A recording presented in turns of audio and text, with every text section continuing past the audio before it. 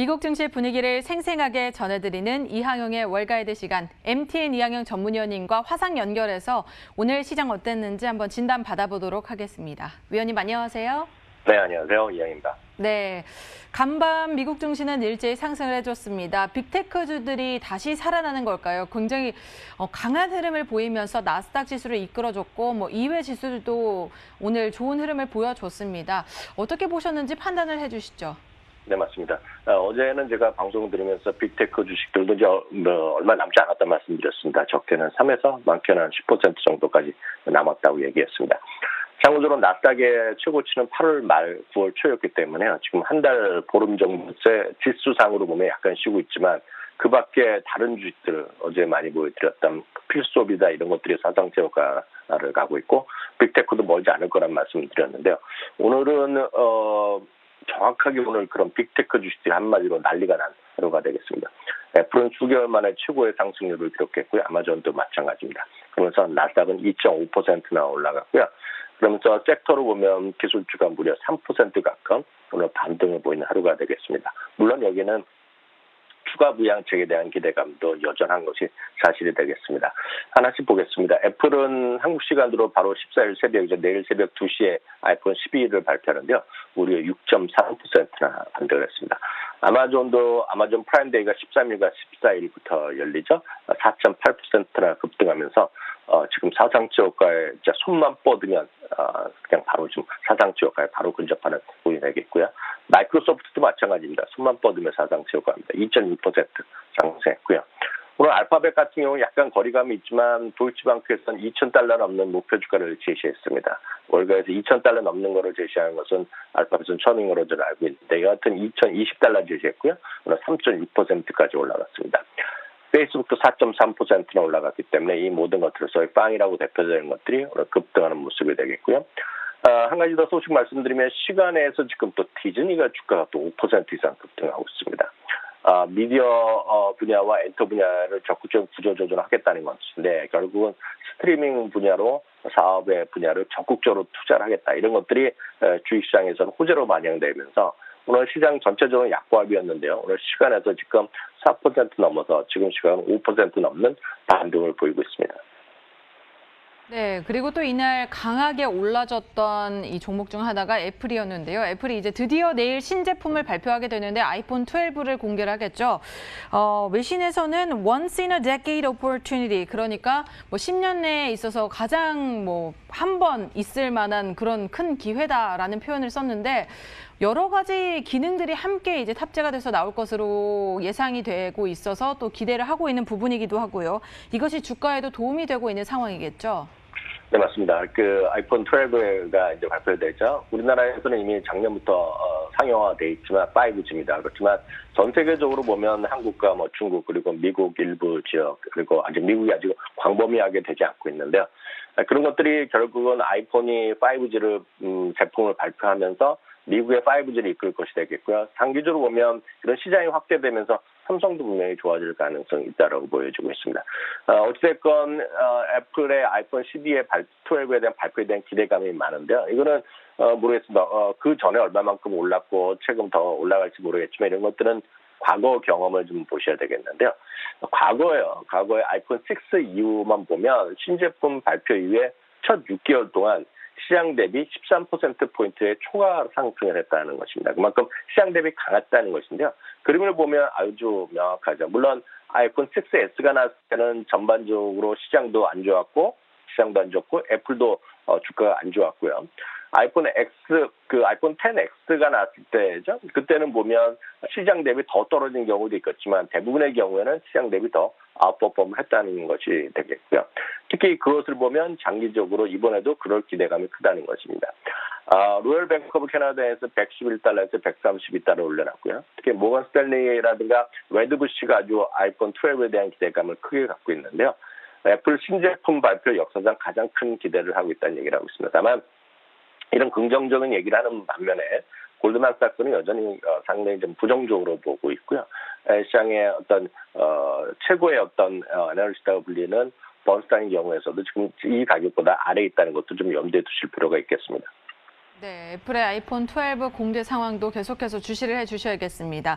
내일 새벽 시간으로 공개가 되니까요. 저희 방송과 함께 보시면서 체크해 보시는 것도 좋을 것 같고요. 또 이제 시장 전반에 대한 월가의 시각은 어떤지 한번 들어봐야 될 텐데 미국 대선에 영향을 받는 것 같기도 하고요. 부양책 이슈도 있고요. 계속해서 뭐 오락가락하는 그런 흐름을 보이고 있는데 위원님 우리가 어떻게 바라보면 좋을까요?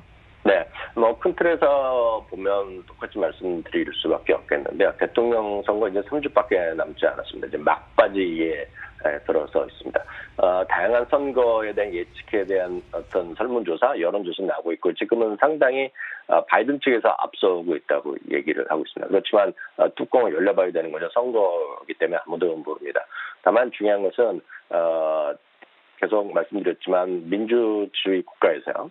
이상한 나라가 아니라 민주주의 국가에서는 결국은 다수의 국민이 원하는 것으로 가는 거기 때문에 결국은 호재 인식을 하고 있다는 저 기본적인 생각은 다시 한번 확인드리겠고요. 그렇기 때문에 대통령 선거랑 상관없다라고 좀 보고 있습니다. 여하튼 그건 제 생각일 뿐이겠고요. 몇몇 월가의 대표적인 분들 얘기 말씀드리겠습니다. 모건스의 마이클 윌슨인데요. 이분은 거의 뭐 저랑 똑같은 시각을 갖고 있는데요. 누가 대통령이 당선되더라도 경제 상황이 더블 딥으로 위기 가는 것은 없을 것이라는 얘기하고 있고요.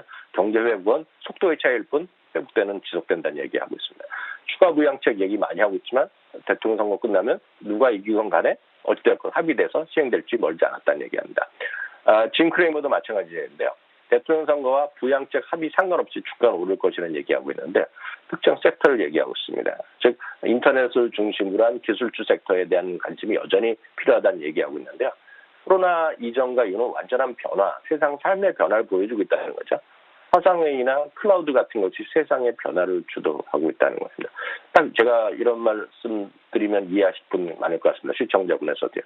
불과 지금 1, 2월 달에까지, 불과 지금 지금부터 5, 6개월 전에 줌이라는 것을 아시는 대한민국 국민이 몇 퍼센트나 되겠습니까?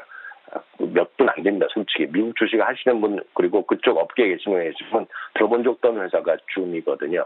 근데 지금은 누구나 다 학부모 애들을 자제분을 갖고 있고 학생분들 회사 일반 화상회 하신 분은 줌이라는 걸 다 알고 있거든요. 그 얘기를 오늘 짐 크레이머도 비슷한 투로 얘기했다라고 보셔야 되겠습니다. 다만 금융주는 여전히 약간은 유의해야 된다 얘기를 하고 있고요. JP모건의 제이먼 다이먼 회장입니다. 돈도 엄청나게 많은 분이지만 명성을 갖고 있고 존경도 받는 인물이죠. 마침 이제 내일 이제 실적도 발표할 텐데요. 이분은 우리 시청자분들 좀 더 생각해볼 얘기를 하고 있습니다. 코로나 이전으로의 복귀는 상당 기간 오래 걸릴 거라는 얘기하고 있어요. 아주 쉽게 얘기해서 여러분들이 여행을 가고 비행기 타고 크루즈 타고 여행 갈 일은 코로나가 정작 끝나더라도 쉽지 않다는 얘기하는 거죠. 순간적으로 펜트업 디맨드, 그러니까 순간적으로 꼭 가야 될 거를 못 갔던 해외여행 가는 분도 있겠지만 그렇게 마음 놓고 막 한 달, 두 달 여행 갈 사람 별로 없다는 얘기일 거 아닙니다. 그것은 결국 재택근무의 일상화라는 얘기하고 있는데 바로 제이미 다이먼 회장은 이런 얘기를 하고 있습니다. JP모건 같은 경우에요. 코로나가 극복 이후에도 지금 현재 기준으로 보면 40% 직원은 앞으로도 쭉 재택근무를 할 거라는 얘기하고 있습니다. 그만큼 세상의 변화가 간단치 않을 것이다라는 말씀을 드리는 거죠. 네. 그러니까 한마디로 뭐 시간은 어느 정도 좀 두고 경제가 회복할 것으로 보인다라는 그런 내용들이 전반적으로 있었던 거죠. 그리고 또 파이퍼 샌들러에서는 1년에 2번씩 실시하는 10대 소비 형태 실시 조사 결과가 발표가 됐습니다. 어떤 소비 형태들이 발견이 됐을까요? 네, 저희가 금년 봄에도 한번 말씀드린 거겠는데 이게 상당히 20년째 하고 있습니다. 그래서 1년에 2번씩 10대들의 소비 행태, 소비 설문조사를 하는 겁니다. 그래서 제목 자체가 10대들과 하면서 이제 주식을 생각해보자 그런 얘기에 제목이 파이퍼 샌들러의 제목 자체가 되겠는데요. 이게 한두 명 하는 것이 아닙니다. 미국의 48개 주에 9,800명, 거의 10,000명을 대상하는 조사가 되겠고요. 이 대상이 되는 사람은 평균 15.8세입니다. 여기에는 학생도 있고 학생이 아닌 사람도 있고 뭐 더 다양한 것이 있겠는데요. 특징적인 것도 아주 몇 가지만 아주 간단하게 빠르게 말씀드리겠습니다. 온라인 쇼핑 있지 않습니까? 오늘 아마존이 거의 최고가에 시급했는데 압도적 1위입니다. 54%가 되겠고요. 여기서 흥미로운 것 두 가지만 더 말씀드리겠습니다. 여러분들 여성분들 아마 우리 앵커께서도 잘 아시는 회사라고 저는 짐작하고 있고요. 우리나라에서도 여성분들 해외 직구도 많이 하는 쉬인이라는 곳이 있습니다. 여성분들 옷 사고 이런 것인데요. 이게 2위입니다. 더 중요한 것은 나이키가 모든 쇼핑 온라인 사이트에서 3위를 갖고 있을 정도로 나이키 브랜드가 탁월하다는 얘기하고 있고요. 의류 브랜드는 1위는 압도적으로 나이키가 27위를 갖고 있고요. 특히 이제 주목할 것은 룰루레몬이 6위까지 상승했는데요. 여성 전체로 보면 4위고요. 여학생만 보면 1위입니다. 그리고 고소득 층의 여성을 보면 2위를 차지할 정도로 룰루레몬이 크게 부상하고 있다라고 보셔야 되겠고요. 운동화는 뭐 말할 것도 없습니다. 나이키가 52%. 그리고 젊은 10대들도 핸드백 브랜드 1위는 루비통입니다. 스마트폰 1위를 보면 약간 애플에 왜 이렇게 강한지 아실 수 있겠는데요. 이 10대들의요. 스마트폰 중에서 86% 그러니까 거의 대부분이 아이폰을 쓰고 있다는 것이 되겠고요. 이들한테 앞으로 또 뭘 사겠냐고 물어봤을 때는 더 수치가 높아집니다. 89%인데요. 이 86%와 89%는 사상 최고입니다. 그만큼 애플의 인기는 갈수록 더 높아지고 있다는 얘기 되겠고요. 게임 말씀드리겠습니다. 10대들의 소비의 전체적인 10%는 비디오 게임에 소비한다는 얘기하고 있고요. 지난주에도 말씀드렸던 엑스박스나 플레이스테이션 이런 것들이요. 차세대 게임은 이번에 올해 나오는데 전체 10대들의 63%가 이걸 사고 싶다는 얘기를 하고 있습니다. 그만큼 스포츠, 비디오 게임에 대한 관심이 높아졌다는 얘기하고 있고요. 그 밖에 화장품 소비는 얼타가 뭐 단연 1위를 하고 있고요. 비디오 시청은 넷플릭스와 유튜브가 각각 거의 치열한데요. 아직까지 넷플릭스가 1위가 되겠고요. 소셜미디어 1위는 스냅챗이 되겠습니다. 34%, 틱톡이 29%. 그만큼 틱톡을 왜 이렇게 월마트나 이런 곳에서 오라클에서 왜 이렇게 인수를 추진했었는지를 정확히 이해하신 것입니다. 10대들의 29% 2위를 차지하는 것이 틱톡이었다 이해하시면 되겠습니다. 네, 저희 오늘 시장 상황과 함께 10대들의 소비 형태가 어땠는지까지 한번 짚어봤습니다.